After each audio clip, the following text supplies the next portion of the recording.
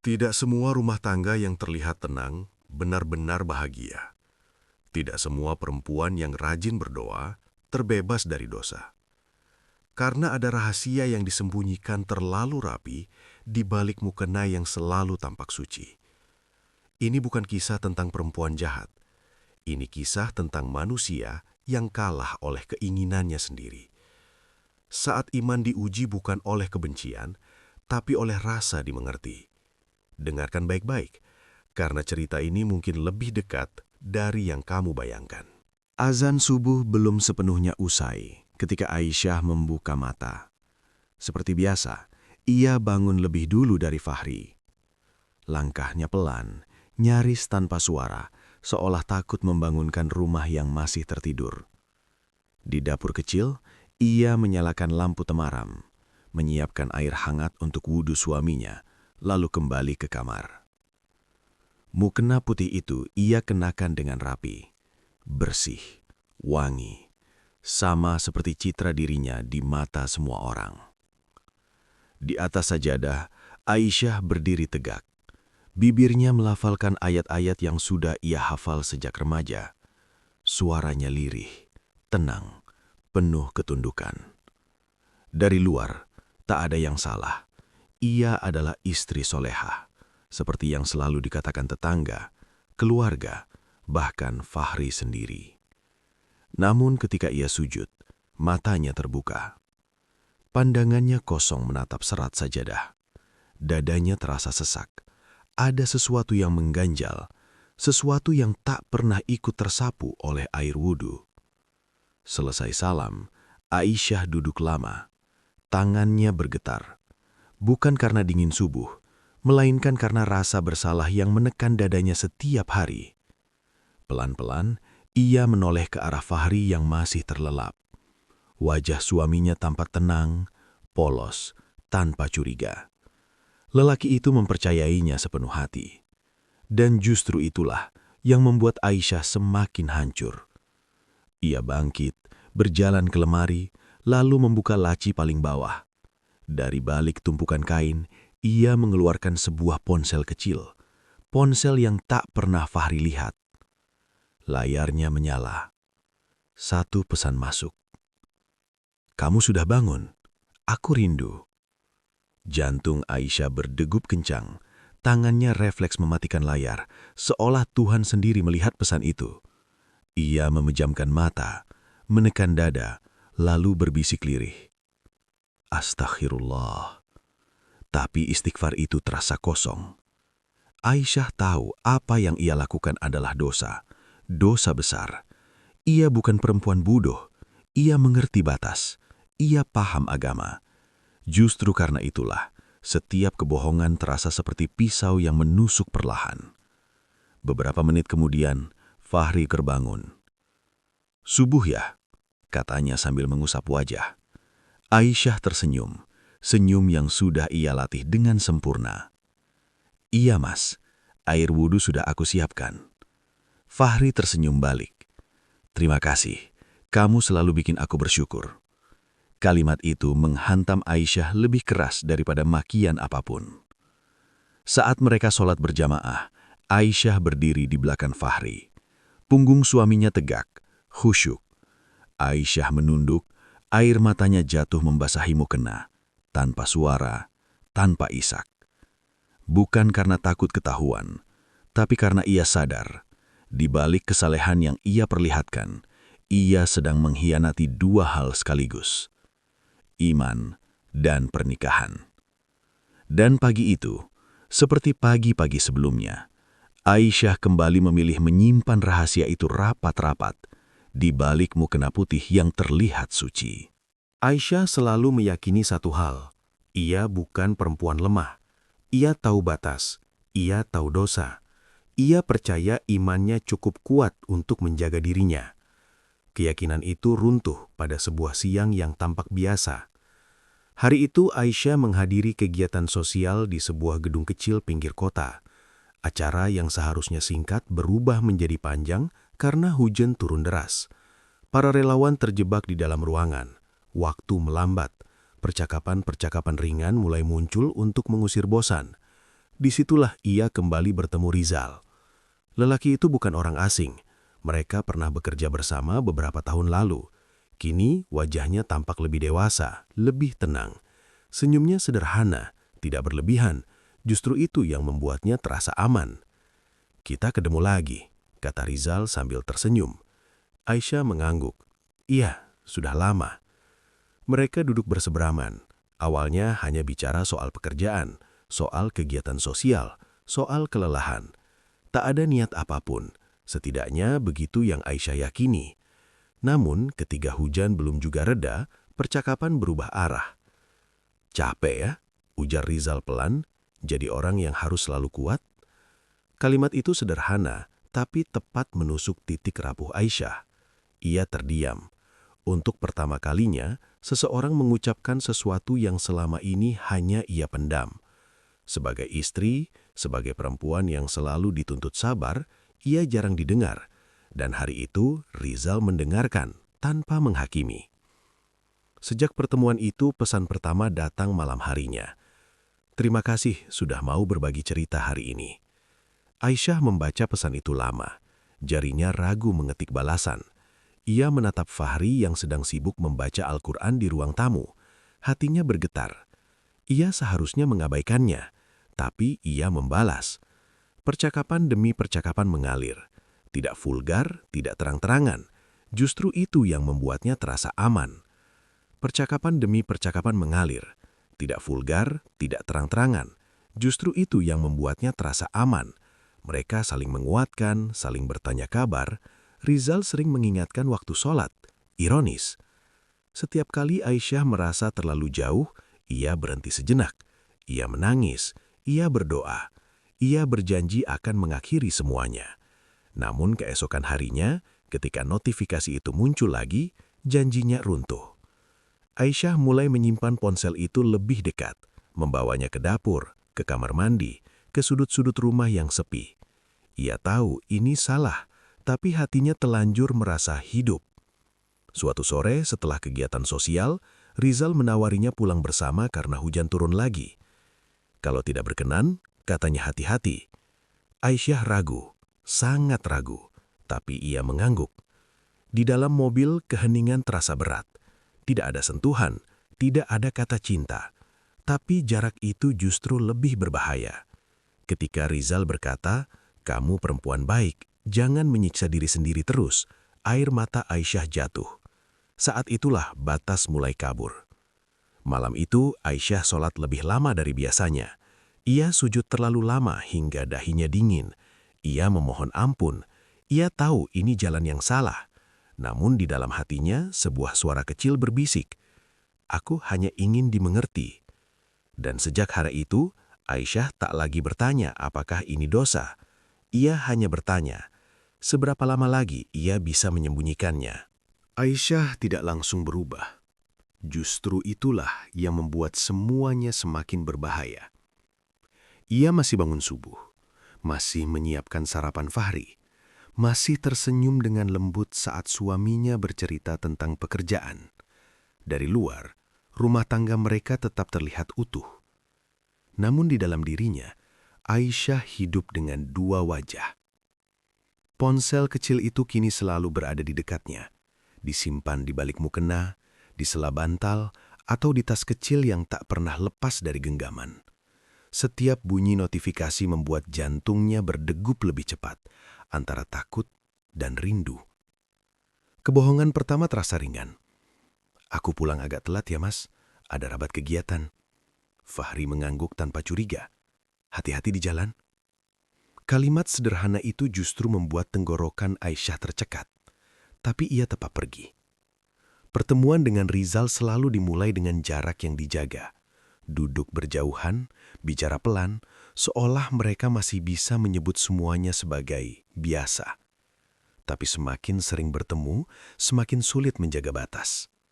Rizal menjadi tempat Aisyah bercerita tentang lelahnya menjadi istri yang harus selalu mengalah, tentang sunyinya malam meski ada suami di rumah. Rizal mendengarkan dan memberi perhatian yang selama ini Aisyah rasa hilang. Setiap kali pulang, Aisyah membersihkan diri lebih lama dari biasanya, seolah air bisa menghapus jejak dosa yang menempel di kulitnya. Di kamar mandi, ia sering menangis tanpa suara, menutup mulutnya dengan handuk agar Fahri tak mendengar. Kebohongan kedua datang lebih mudah. "Ada kajian sore, Mas. Aku pulang setelah maghrib." Padahal ia duduk di dalam mobil bersama Rizal, diam, saling menahan perasaan yang tak berani diucapkan.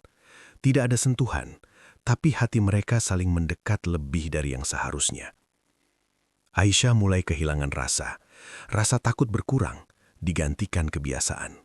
Ia tak lagi gemetar setiap berbohong. Ia hanya lelah. Suatu malam Fahri menyentuh tangannya. "Kamu capek?" tanyanya lembut. Aisyah terkejut. Ia menarik tangannya perlahan. "Enggak, cuma kurang enak badan." Fahri mengangguk, tapi matanya menyimpan tanya. Sejak saat itu, jarak mulai terasa. Bukan jarak fisik, melainkan jarak batin. Aisyah sering melamun, tatapannya kosong, doanya terburu-buru. Ia sholat, tapi pikirannya di tempat lain. Di hadapan sajadah, Aisyah pernah berbisik, "Ya Allah, aku mau berhenti. Tolong aku."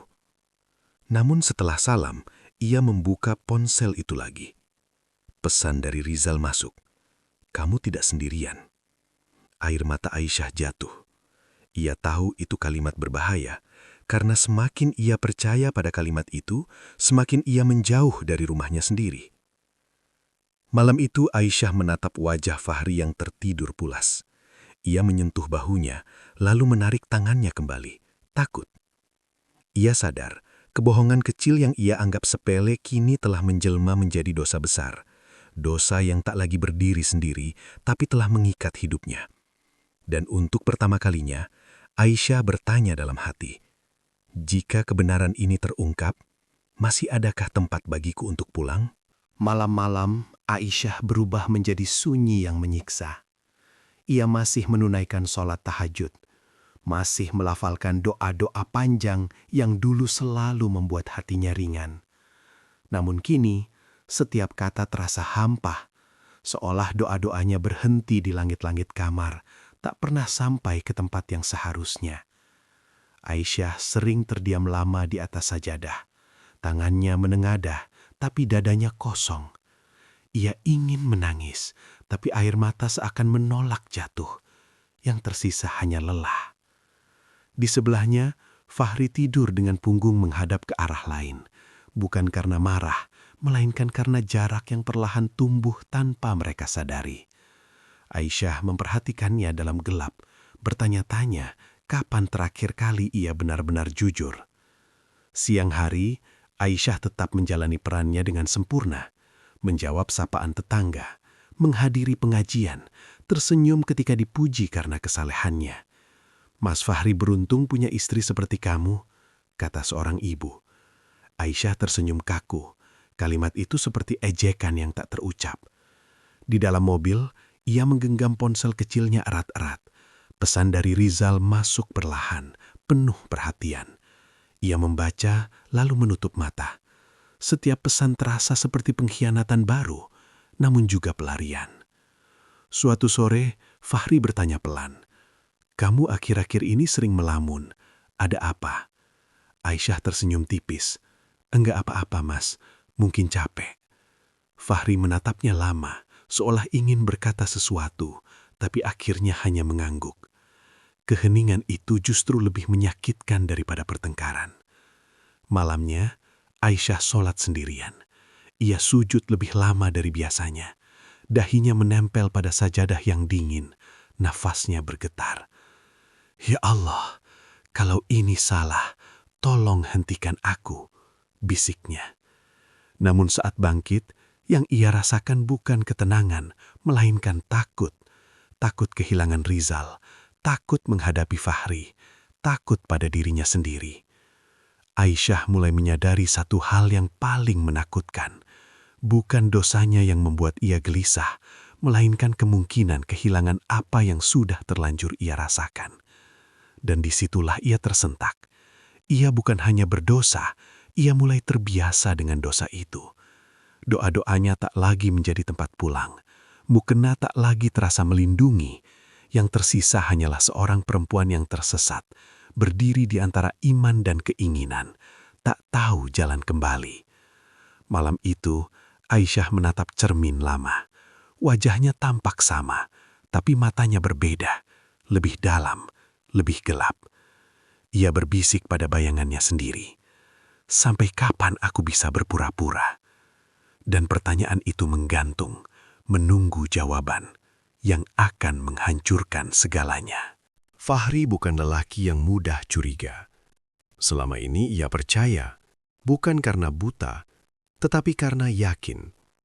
Baginya, pernikahan dibangun di atas kepercayaan, bukan kecurigaan. Namun, ada hal-hal kecil yang tak bisa lagi ia abaikan. Aisyah kini sering mematikan ponsel saat ia masuk ke ruangan. Senyumnya datang terlambat, tatapannya mudah buyar. Ia lebih sering terdiam, seolah pikirannya berjalan jauh meninggalkan rumah. Suatu malam, ketika mereka duduk bersebelahan di ruang tamu, ponsel Aisyah bergetar. Layar menyala sebentar. Cukup lama untuk Fahri menangkap satu nama asing. Tak ada foto, tak ada keterangan. Aisyah cepat meraih ponsel itu. "Siapa?" tanya Fahri. Suaranya tenang, hampir terlalu tenang. "Teman kegiatan," jawab Aisyah singkat. Fahri mengangguk. Tapi di dalam dadanya, sesuatu retak. Sejak malam itu, Fahri mulai memperhatikan lebih detail. Jam pulang Aisyah yang sering molor. Alasan yang terdengar serupa. Cara istrinya selalu membawa ponsel kemanapun, bahkan ke kamar mandi. Ia ingin bertanya, berkali-kali. Tapi setiap kali melihat wajah Aisyah yang terlihat lelah, niat itu menguap. Ia takut salah, takut melukai tanpa alasan. Suatu sore, Fahri pulang lebih cepat dari biasanya. Rumah sepi, Aisyah belum pulang. Di atas meja makan, ia melihat tas kecil istrinya tertinggal. Tas yang biasanya tak pernah jauh dari genggaman. Tangannya gemetar saat membukanya. Bukan karena ingin mencurigai, tapi karena dorongan yang tak bisa ia lawan. Di dalamnya ada sebuah ponsel. Bukan ponsel yang biasa Aisyah gunakan. Fahri menatap benda itu lama. Nafasnya berat. Ia tak langsung menyalakannya, hanya memegangnya, seolah berharap benda itu hilang dengan sendirinya. Aisyah pulang malam itu dengan wajah letih. "Mas," katanya ragu saat melihat Fahri duduk di ruang tamu. Ponsel kecil itu tergeletak di atas meja. Untuk sesaat, waktu berhenti. Wajah Aisyah pucat, kakinya melemah. Ia tahu, tidak ada lagi kebohongan yang bisa menyelamatkannya. "Apa ini?" tanya Fahri pelan. Aisyah membuka mulut, tapi tak ada suara keluar. Air matanya jatuh tanpa bisa ia tahan. Ia berlutut perlahan, tangannya gemetar. "Mas, aku bisa jelasin?" Fahri memejamkan mata. Dadanya sesak. Bukan marah yang pertama kali datang, melainkan hancur. Kepercayaan yang ia bangun bertahun-tahun runtuh dalam satu malam. "Aku cuma mau satu hal. Jujur." Tangis Aisyah pecah. Semua doa yang tak lagi menenangkan, semua kebohongan kecil, semua rasa bersalah, tumpah sekaligus. Dan di malam itu, di ruang tamu yang sunyi, kebenaran bersiap untuk menghancurkan segalanya. Ruangan itu sunyi, terlalu sunyi.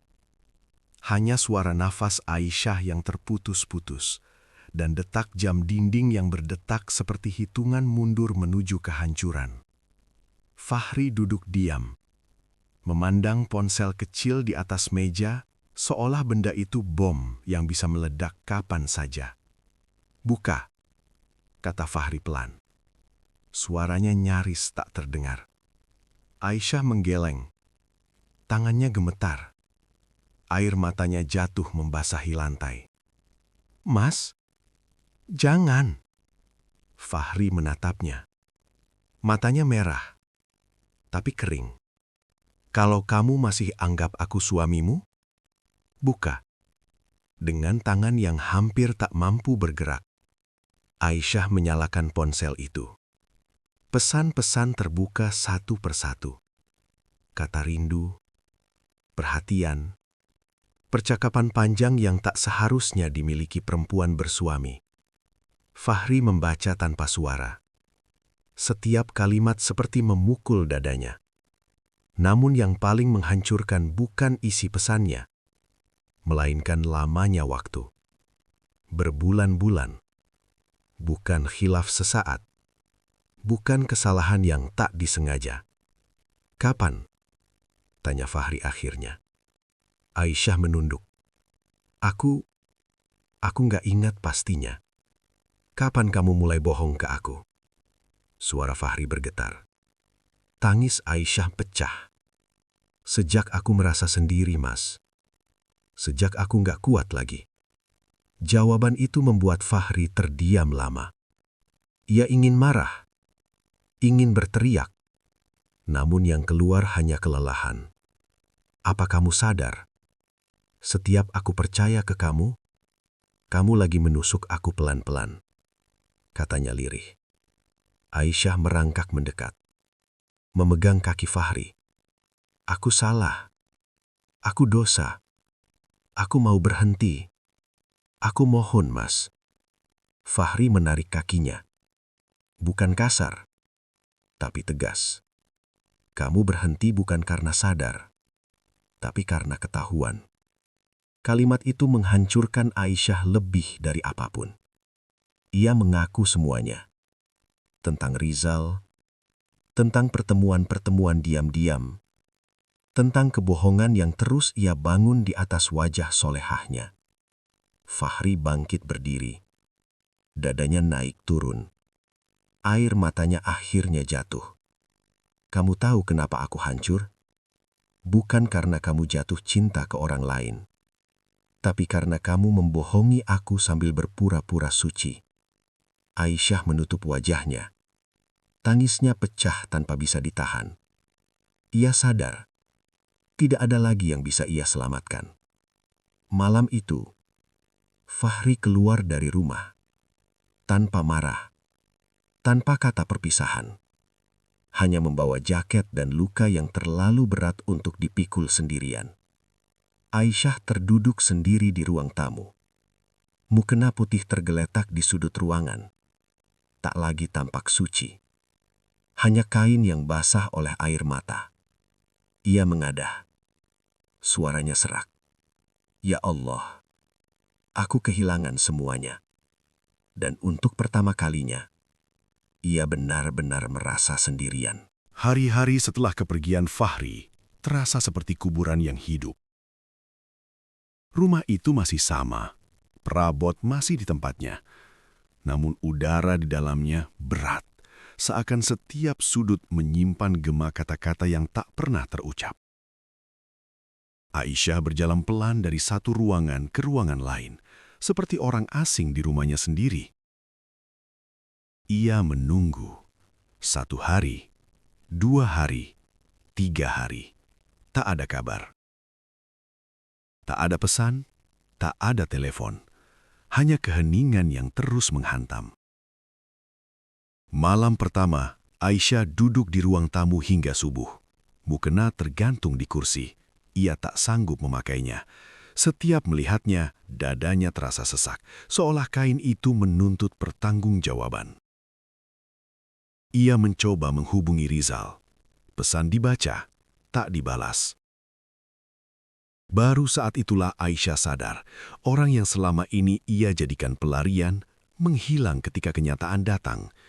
Ia menutup ponsel, tertawa lirih di antara tangis. Pahit. Pantas, bisiknya. Aku memang sendirian.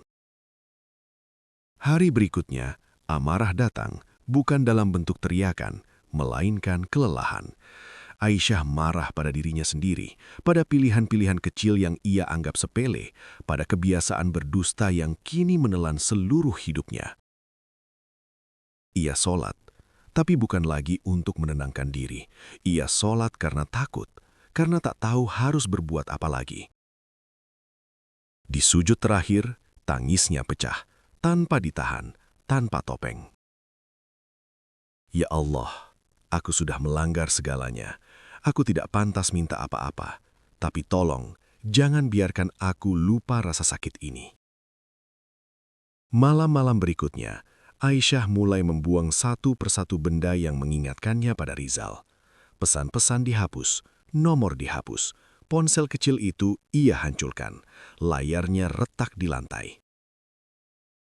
Namun, penyesalan tak ikut hilang. Setiap suara pintu membuatnya menoleh. Setiap langkah di luar rumah membuat jantungnya berdegup. Ia berharap Fahri pulang, sekaligus takut jika ia benar-benar datang untuk mengakhiri segalanya. Pada hari kelima, Fahri akhirnya mengirim pesan singkat. Aku butuh waktu. Hanya itu. Aisyah membaca pesan itu berkali-kali, air matanya jatuh ke layar. Ia membalas dengan satu kalimat yang jujur, mungkin satu-satunya kejujuran yang tersisa. Aku akan menunggu, apapun keputusannya.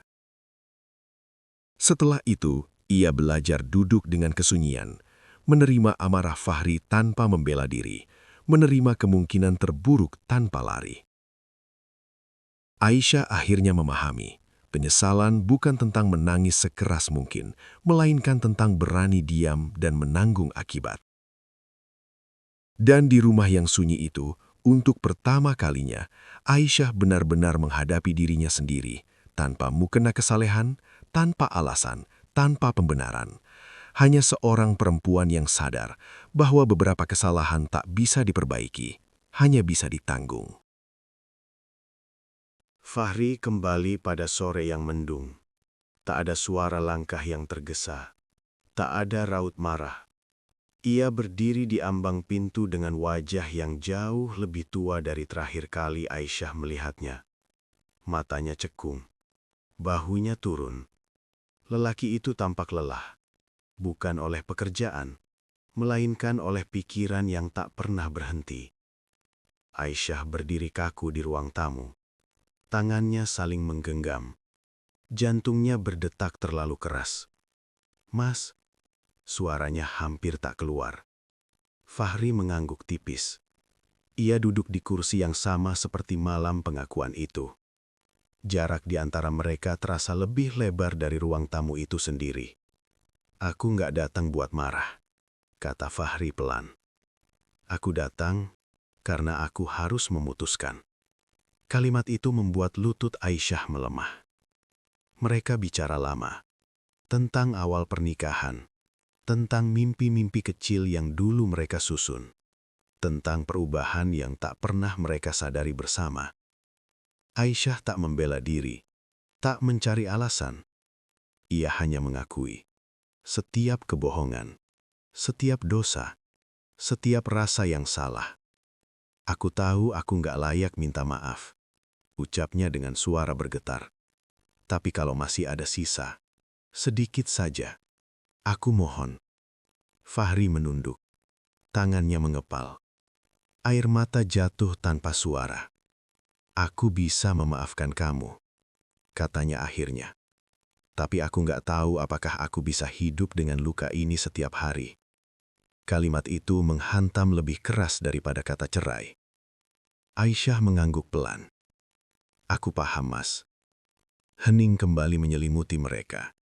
Hening yang tak lagi menenangkan, melainkan menimbang nasib. Fahri berdiri, menatap rumah itu untuk terakhir kalinya sebagai tempat pulang. Maaf itu bukan akhir, katanya. Kadang, itu justru tanda kita harus berhenti. Aisyah menutup mata. Air matanya jatuh, tapi ia tak menangis keras. Ia tahu, ini harga dari dosa yang ia pilih sendiri. Sebelum pergi, Fahri berkata satu kalimat yang akan terus tinggal di hati Aisyah. Aku ingin kamu benar-benar berubah. Bukan supaya aku kembali, tapi supaya kamu selamat. Pintu tertutup perlahan. Dan di balik pintu itu, Aisyah terduduk sendirian. Bukan sebagai istri, bukan sebagai perempuan solehah, tapi sebagai manusia yang baru saja kehilangan segalanya karena satu rangkaian pilihan salah.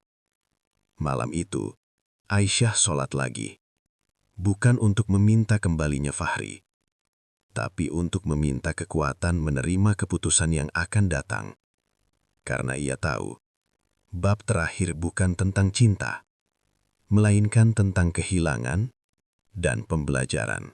Perceraian itu tak mengubah apapun, selain status. Aisyah tetap bangun subuh, tetap berwudu dengan air dingin, tetap mengenakan mukena putih yang sama. Namun kini, setiap gerakan terasa berat, seolah tubuhnya membawa beban yang tak kasat mata. Tak ada Fahri, tak ada suara azan yang mereka dengar bersama, tak ada kita. Ia tinggal di rumah kecil yang sunyi, dindingnya polos, jam dinding berdetak terlalu keras. Setiap detik mengingatkannya pada waktu yang tak bisa ia ulang.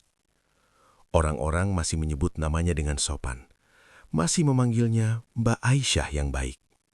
Mereka tak tahu, dan ia tak pernah berusaha meluruskan. Karena dosa itu bukan untuk diumbar, cukup ia tanggung sendiri. Suatu malam, Aisyah bermimpi. Ia melihat Fahri berdiri jauh, membelakanginya. Ia memanggil, tapi suaranya tak keluar. Saat ia mendekat, Fahri menghilang, menyisakan ruang kosong yang dingin. Ia terbangun dengan napas terengah, dadanya sesak, tangannya menggenggam spray. Untuk pertama kalinya, ia sadar, bukan kehilangan Fahri yang paling menyakitkan, melainkan kehilangan dirinya sendiri. Ia mencoba memulai hidup baru, mengajar mengaji, membantu kegiatan sosial, menjadi lebih baik. Tapi setiap kebaikan itu terasa seperti usaha menambal sesuatu yang bocor dari dalam. Karena ada luka yang tak sembuh oleh waktu, hanya menjadi lebih sunyi. Suatu sore, ia melihat Fahri lagi, kali ini dari dekat. Fahri tampak tenang, tidak bahagia berlebihan, tidak juga sedih, seimbang, utuh. Aisyah menunduk, tak ada keinginan mendekat, tak ada harapan dipeluk. Ia hanya berharap Fahri benar-benar baik-baik saja. Malam itu, Aisyah menulis di buku hariannya, "Aku telah dimaafkan oleh Tuhan mungkin, tapi aku tidak yakin akan dimaafkan oleh diriku sendiri." Ia menutup buku itu perlahan. Di akhir malam, Aisyah berdiri di depan cermin, menatap wajah yang dulu ia banggakan sebagai wajah perempuan solehah. Kini ia melihatnya berbeda, bukan buruk, tapi rapuh. Ia berbisik, dosa itu tidak hilang, ia hanya berhenti dibicarakan. Lampu dimatikan, dan kisah ini berakhir bukan dengan kebahagiaan, melainkan dengan kesadaran pahit, bahwa beberapa kesalahan tidak menghancurkan hidup secara langsung, mereka hanya mengubahnya selamanya. Tidak semua dosa dibayar dengan hukuman. Sebagian dibayar dengan kehilangan yang terasa setiap hari, bahkan saat semua orang sudah lupa. Kesalehan bukan tentang apa yang terlihat oleh manusia, tapi tentang apa yang kita jaga saat tak ada satupun yang melihat. Ia telah memohon ampun, ia telah berubah, tapi ada luka yang tak bisa dipulihkan, hanya bisa diterima. Dan dari kisah ini, kita belajar satu hal yang pahit. Selingkuh bukan hanya mengkhianati pasangan, tapi juga menghancurkan diri sendiri. Terima kasih sudah menyimak kisah ini. Jaga imanmu, jaga hatimu, karena tidak semua penyesalan diberi kesempatan kedua.